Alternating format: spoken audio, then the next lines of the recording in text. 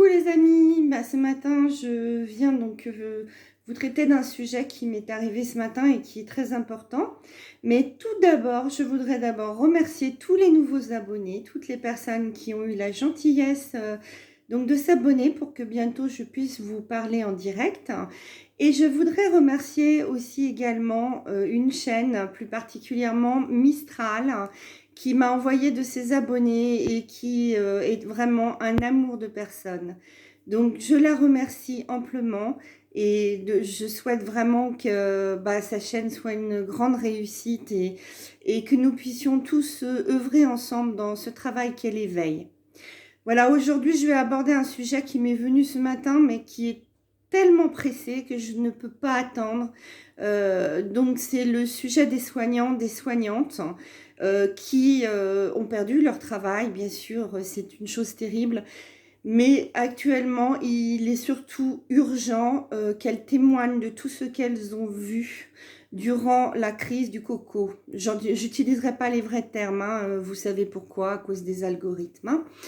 Donc, il est urgent que les médecins, les infirmières, les aides-soignantes, aujourd'hui prennent la parole, aussi bien sur le net qu'auprès de leurs avocats ou de youtubeurs qui pourront les aider à les diriger vers des avocats pour pouvoir témoigner en justice ensuite de ce qu'elles ont vu. Pourquoi? Parce que pour deux choses. D'abord, en hommage à toutes ces personnes décédées qui avaient encore des années de vie devant elles. Je parle aussi bien des personnes en EHPAD que des personnes en réanimation et des personnes qui sont rentrées à l'hôpital pour des bobologies et qui n'en sont jamais ressorties. Je ne préciserai pas, je ne donnerai pas de détails, mais j'ai vu des choses, j'ai entendu des témoignages et surtout, il y a un tas de soignants qui n'osent absolument pas parler par la peur. On traitera aussi du sujet de la peur dans une autre vidéo. Il est urgent, et je le dis, je le crie de toute mon âme, il est urgent de témoigner d'abord pour libérer vos consciences, parce que vos consciences sont très lourdes. Elles pèsent tellement que beaucoup d'entre vous ne vont pas supporter ce poids. Il faut les libérer. De toute façon, vous avez perdu votre travail pour ne pas avoir accepté la picouse, hein, et vous avez très bien fait. Mais ce serait dommage de perdre vos vies parce que vous ne supportez plus le poids qu'est de ne pas témoigner de ce que vous avez vu et entendu.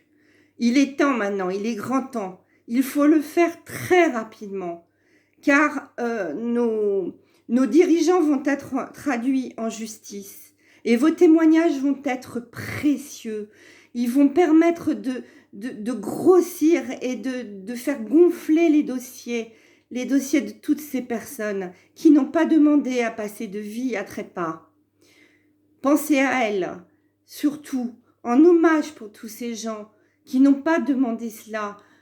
Témoignez, s'il vous plaît, je vous le demande, parce que c'est très important et que depuis des mois, nous voyons qu'il se passe encore des choses atroces. On force les gens à recevoir la picouse, on sait ce qu'il y a à l'intérieur, en tout cas pour les éveiller, bien sûr. Et les infirmières et les médecins qui pratiquent cela sont parfaitement au courant, car on n'a jamais forcé à faire ce genre de piqûres auparavant. Auparavant, elles étaient libres d'accès à ceux qui voulaient bien y avoir recours. Aujourd'hui, on force les gens, on leur fait même des petits cadeaux, on leur fait des réductions, on leur offre des réductions donc dans les grandes surfaces, on leur offre des réductions sur les spectacles. Dans certains pays, on leur fait des cadeaux carrément. Mais réfléchissez, ouvrez un petit peu votre esprit. Quand on en arrive là, c'est vraiment que ce que l'on vous propose est dangereux. Sinon, bien sûr, on ne vous ferait pas de cadeau. Vous la feriez pas, de toute façon, peu importe.